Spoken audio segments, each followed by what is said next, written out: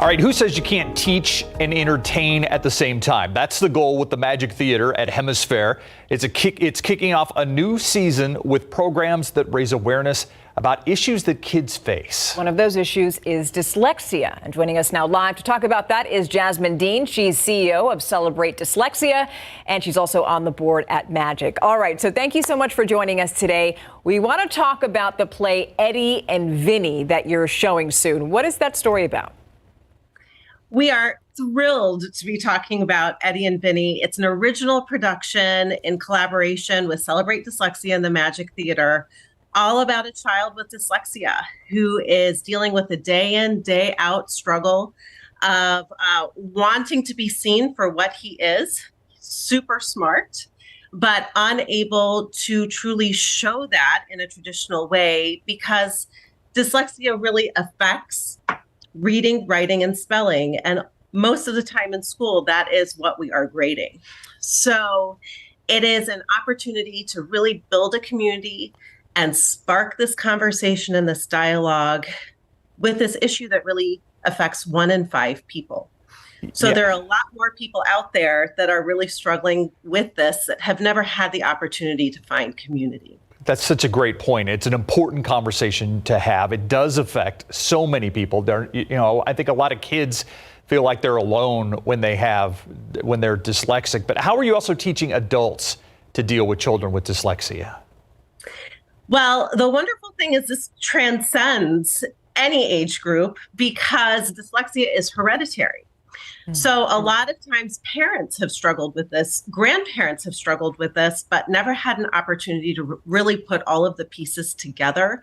So few are ever identified with dyslexia. So it allows everyone this opportunity to have an honest conversation, but also learn that it is a hallmark of being smart. You wouldn't be dyslexic if you weren't smart. And that's one of the paradoxes of dyslexia. It's an unexpected difficulty with reading, writing, and spelling. You in particular can talk about this because you're CEO of Celebrate Dyslexia. So can we just take a step back for a moment, talk about dyslexia, but also recognizing the signs? Absolutely. That is one of the things that we love to talk about because it's so important to have early identification. What we know is that if a child doesn't get what they need by the age of 9 in terms of identification and proper interventions, they most likely will never read at grade level.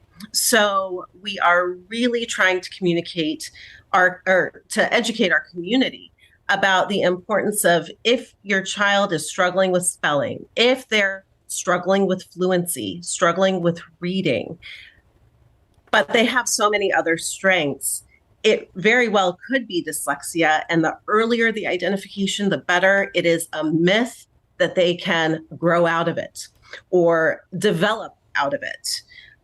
Earliest identification is crucial for those interventions to truly be effective. But how do you identify that? Is it when you notice, do they spell a certain way? Do they misspell words a certain way? How do teachers and parents figure out if their child is struggling with this? So in the state of Texas now, in kindergarten and first grade, there are screeners that take place. So it's really important to pay attention to what those screeners are. Teachers really are on the ground zero of this conversation because they know what those progress measures are that children should be meeting.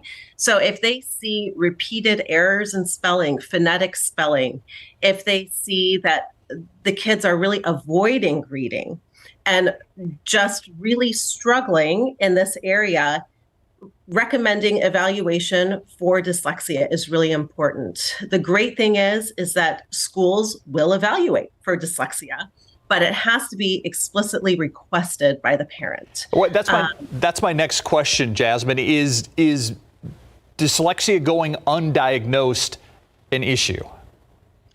Very much so. So we know statistically that 1 in 5 people have dyslexia.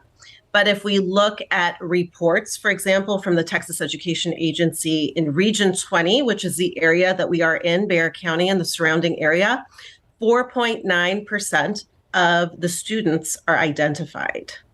So that means we have a long way to go before we really have all of those students identified and receiving the services that they need to become functionally literate as they go through school. And they deserve those services. And it's just a shame because a lot of what happens, unfortunately, is that children, as you say, some of them have want to avoid reading. They might be afraid of being bullied in class. And that's just tragic because it has nothing to do with their intelligence. They just need help. Yeah.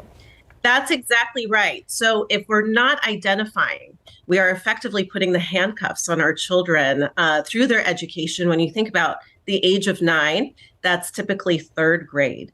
So from 3rd grade on, and we're struggling with reading, there really aren't any classes that don't involve reading moving forward. So it really is such an important issue and such an important topic to get out there and destigmatize that it seems like your student isn't trying hard enough. It seems like they might not be smart, but it's actually quite the opposite. Their brains are on 5th gear all day long as they've unzipped all of their vulnerabilities, crossing that threshold into the school building.